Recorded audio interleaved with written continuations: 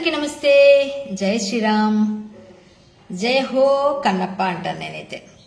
ఎందుకంటే ఈ మధ్య సినిమాలు అసలు భక్తిరస ప్రధానమైన చిత్రాలే రావట్లేదు. అలాంటి సమయంలో భక్తిరస ప్రధానంగా శివయ్య గురించి అసలు చరిత్ర ఏంటి అని తెలియజేయడానికి వారి ప్రయత్నం వారు చేశారు. కాకపోతే అది కొంచెం మోడర్నేట్గా చేశారు. కొంత వాళ్ళ మాటలు తెలుగులో లేవు, కాస్త పిల్లల పాట కూడా కొంచెం ఎబ్బెట్టిగా ఉంది. ఇప్పుడు వాళ్ళు పిల్లలు బాగా పాడతారని తెలుసు కాబట్టి వాళ్ళు పాట పాడాలి శివుడి గురించి అని వాళ్ళు ఏదో నేర్పించి పాడించారు. అది తప్పుంటే ఓకే, ఎంతవరకు వాళ్ళు పరిణితి ఉందో అంతవరకు చేశారు. సరే, పాట బాగానే పాడారో ఏదో పక్కన పెడితే కథ విషయంలో కూడా చాలా చాలా రకాలుగా పాత కన్నప్పకి పోలిక లేదు అన్నారు. నేను కూడా చెప్తున్నాను ఒక విషయం. పాత కన్నప్పకి బాపు గారు తీసిన సినిమాకి అందులో ఒక ముఖ్యమైన క్యారెక్టర్ మహాదేవ శాస్త్రి గారి క్యారెక్టర్. అది అప్పుడు ఎవరు చేశారు? రావుగోపాలరావు గారు అనుకుంటా నాకు తెలిసి.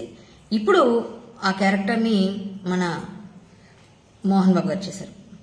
మోహన్ బాబు గారు చేసిన క్యారెక్టర్ని ఆ క్యారెక్టర్ని పక్కన పెడితే బాపు గారు ఒక బ్రాహ్మణుడు జారవనితలతో తిరిగేటట్టుగా, అంటే అతను ఒక విధంగా ఉమనైజర్ అన్నట్టుగా చూపించారు.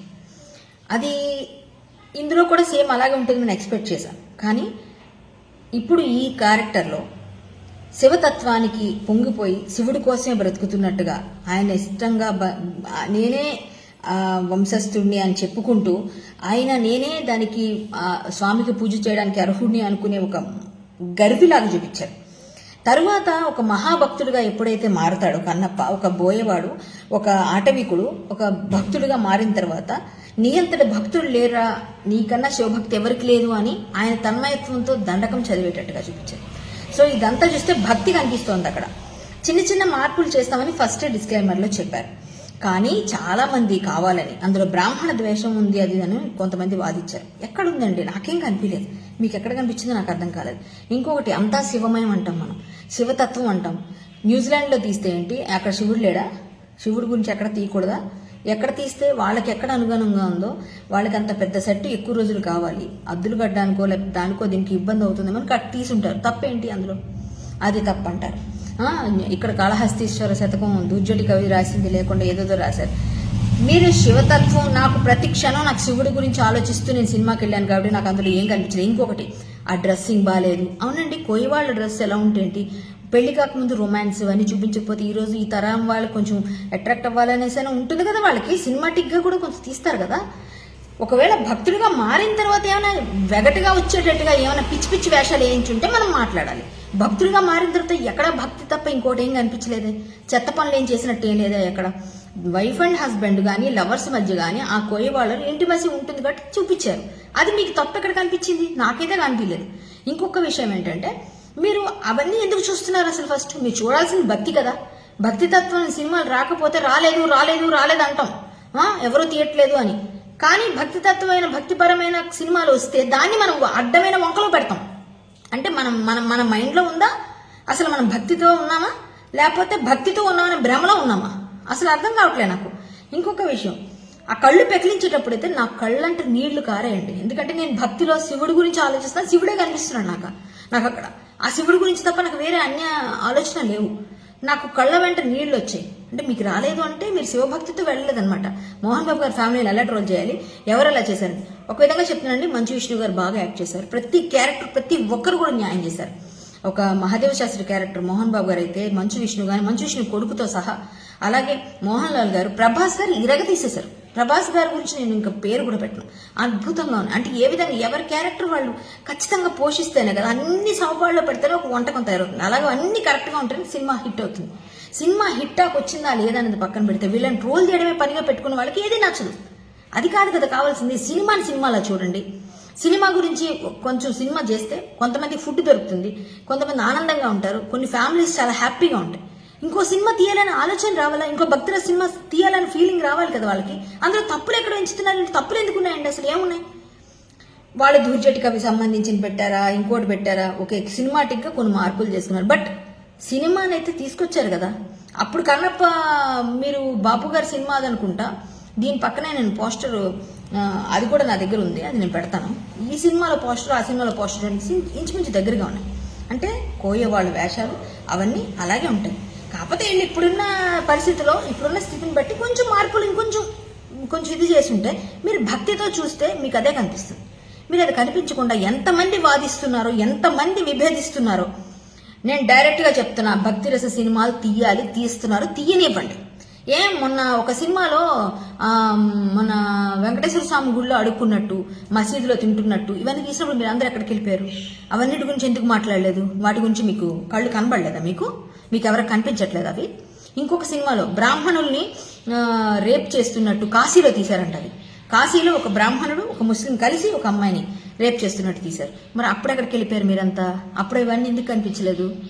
కొంచెం వాడండి. సినిమాలు తీసే వాళ్ళని ఎంకరేజ్ చేయకపోయినా పర్లేదు. లేనిపోని పిచ్చి రేటింగ్స్, పిచ్చి రివ్యూస్ మిమ్మల్ని ఎవడు అడిగాడు? అసలు మిమ్మల్ని రివ్యూలు ఎవడని అడిగాడా? భక్తి సినిమాలు తీస్తే మేము సపోర్ట్ చేస్తాం, హిందుత్వవాదులు చేస్తాం, చేసి తీరుతాం. మేము భక్తి సినిమాలు తీయండి, మేము అందరం సపోర్ట్ చేస్తాం. అది కొంచెం చరిత్ర కనీసం వెళ్ళండి. అందులో ఏమైనా తప్పులుంటే అడుగుదాం, అది కూడా మేము అడుగుతాం. తప్పులు ఎక్కడ కనబడలేదు మేము అడగడానికి లేదు. న్యూజిలాండ్ ఎందుకు తీసామని అడగాల? సినిమా ఎక్కడ తీసుకునే హక్కు స్వేచ్ఛ వాళ్ళకు ఉంది.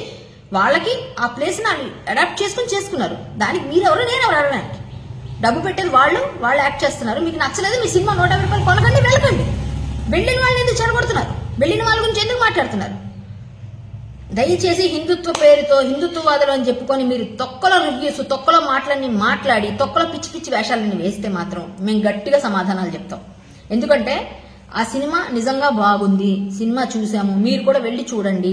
పాత సినిమా కన్నా ఈ సినిమాలో మహాదేవ శాస్త్రి క్యారెక్టర్ చాలా బాగుంది. బాపు గారు తీసిన దానికన్నా కూడా ఇందులో క్యారెక్టర్ని బాగా వెయిటేజ్ ఇచ్చారు. అప్పుడు క్యారెక్టర్ని అలా మాట్లాడినప్పుడు ఎవరు మాట్లాడలేరు. ఇప్పుడు మాత్రం స్వేచ్ఛతో ఇష్టం వచ్చినట్టుగా మాట్లాడుతున్నారు, స్వేచ్ఛ పేరుతో. చాలా రాంగ్ అండి, ఇది తప్పు. కన్నప్ప సినిమా నాకైతే నచ్చింది, భక్తి కనిపించింది. ప్రభాస్ గారు యాక్టింగ్ కానీ వచ్చిన తర్వాత చాలా మంచి లెవెల్కి వెళ్ళిపోయింది సినిమా. చాలా బాగుంది. అలాగే విష్ణు గారికి నిజంగా చాలా బాగా తీశారు, బాగా యాక్ట్ చేశారు. హీరోయిన్ వాళ్ళంతా అది నేను మాట్లాడను కూడా. మిగిలిన క్యారెక్టర్స్ ఎవరి క్యారెక్టర్ చాలా అద్భుతంగా చేశారు. చాలా బాగా అనిపించింది నాకు. ప్రతి ఒక్కరు కూడా, ప్రతి హీరో, అందులో పనిచేసిన ప్రతి టెక్నీషియన్, ప్రతి ఆర్టిస్ట్కి కంగ్రాచులేషన్స్, సూపర్గా చేశారు. ఇలాంటి సినిమాలు ఇంకా రావాలని కోరుకుంటున్నాను. శివుడి గురించి, కాళహస్తీశ్వర మహస్యం, ఇలాంటివన్నీ కూడా కొంచెం ఇంకా పెట్టాలి అని నేను అనుకున్నాను. మీరు కూడా అనుకుంటారు. సినిమా నిడువు పెరిగిపోయి ఉండడం వల్ల కటింగ్లో చాలా ఎగిరిపోయి ఉంటాయి అనుకుంటున్నాను. మ్యాక్సిమం అంతా తీసుంటారు. ఇది నా పర్సనల్ అభిప్రాయం. నేను చాలా మందితో విభేదిస్తున్నాను ఈ సినిమా గురించి మాట్లాడితే. ప్రతి ఒక్కరూ కూడా రివ్యూలు పేరుగా సినిమాల్ని చంపకండి. ఎందుకంటే మీకు నచ్చినట్టు, మీకు నచ్చకపోతే మానేయండి చూడడం. మీరెవరు ఇంకొకరి మీద మీరు చూడకండి అని ప్రభావం చూపించడానికి? మీలాంటి వాళ్ళ అందరూ ఏమి ప్రభావితులు అయిపోరు. ఒక 4 ఫాలో అయిపోతున్నారు అనగానే మనం ఏది ఇష్టం వచ్చినట్టు మాట్లాడితే అయిపోద్దని ఎవ్వరూ అనుకోకండి దయచేసి. అర్థమైందా? ఈ రోజు కాకపోతే ఇంకొక రోజు మనం వాళ్ళు తప్పులు చేస్తే అడుగుతాం. కానీ ఎప్పుడో జరిగిపోయిన వాటికన్నిటికీ కూడా దీనికి ఆపాదించాలని చూడడం చాలా రాంగ్. నాకు నచ్చలేదు మీ అందరూ మాట్లాడేది. చాలా మంది రివ్యూల పేరుతో పిచ్చి కామెంట్స్, పిచ్చి రివ్యూస్ చేస్తే మాత్రం నేను కూడా మీ రివ్యూలు నేను చెప్పాల్సి ఉంటుంది. దయచేసి రివ్యూల పేరు మీద సినిమాలను కిల్ చేయకండి ఎవరు కూడా. ఈ సినిమానే కదా, ఏ సినిమాని కూడా మీకు నచ్చకపోతే మానండి, మీరు వెళ్ళకండి అంతే. మీరు రివ్యూలు అని చెప్పి అసలు మీకు ఎవడిచ్చాడు ఆ హక్కు? ఇంత మంచి సినిమాని, భక్తిరస ప్రధాన సినిమాని ఏదో విధంగా చూస్తే శివయ్య కనిపించలేదంటే నువ్వేం భక్తుడివి? ఆ సినిమాలో ప్రతి అణువణువుని శివమయం అంటారు కదా, కనిపించాలి. అదే కదా శివతత్వం. మరి అది కనిపించినప్పుడు నువ్వేం భక్తుడివి? నువ్వేమి శివయ్య కోసం ఇంతగా పరితపించేసి నువ్వు కామెంట్ చేసే అంత శక్తి నీకు ఎక్కడి నుంచి వచ్చింది? So you are a fake bhakta అనమాట. అర్థమైందా? సో దయచేసి అర్థమైంది అనుకుంటాను. ఎవరైతే ఇలాంటివన్నిటికీ అడ్డుపడ్డారో వాళ్ళందరికీ ఇది ఖచ్చితంగా సమాధానంగా ఉంటుంది. ఈ వీడియో నేను చేశాను. దయచేసి అందరికీ నమస్తే. కన్నప్ప సినిమా లాంటి సినిమాని ఆదరించడం పోతే మన దౌర్భాగ్యవతి. బాపు గారి సినిమా కన్నా నేను బాగుంది అన్ని విధాలా అని నేను సర్టిఫై చేయకపోయినా చేసిన కొన్ని క్యారెక్టర్స్ అక్కడికన్నా కూడా ఇక్కడ బాగా తీశారు. అది మాత్రం క్లియర్. ఓకే అండి. ఆ కన్నప్పకి ఈ కన్నప్పకి కొంచెం అప్పుడు జనరేషన్ తగ్గట్టుగా ఉంటే ఈ కన్నప్ప ఇప్పుడు జనరేషన్ తగ్గట్టుగా ఉంది. అంతకు మించి ఇంకేం లేదు. ప్రభాస్ గారు తన భుజస్కంధాలపైన మోసారు. విష్ణు గారు కూడా యాక్టింగ్ బాగా చేశారు. వాళ్ళ కొడుకు అయితే ఇంకా బాగా చేశాడు. అందరికన్నా కూడా మోహన్ బాబు గారు ఇంకా బాగా చేశారు నాకు తెలిసి. సో మోహన్ బాబు గారు యాక్టింగ్ యాజ్ యూజువల్ ఎప్పుడు చేస్తారు. ప్రభాస్ గారు మోహన్ బాబు గారు నడిపించారని చెప్పొచ్చు సినిమాని. మోహన్ లాల్ గారు, అక్షయ్ కుమార్ గారు, ప్రతి ఒక్కరు కూడా. సో అందరికీ పేరున మరొక్కసారి కంగ్రాచులేషన్స్, నమస్కారాలు. భక్త కన్నప్ప ఇంకా మీకు మంచి బూస్ట్నివ్వాలి, ఇంకా మంచి సినిమాలు చాలా రావాలని కోరుకుంటూ నమస్తే. జై శ్రీరామ్.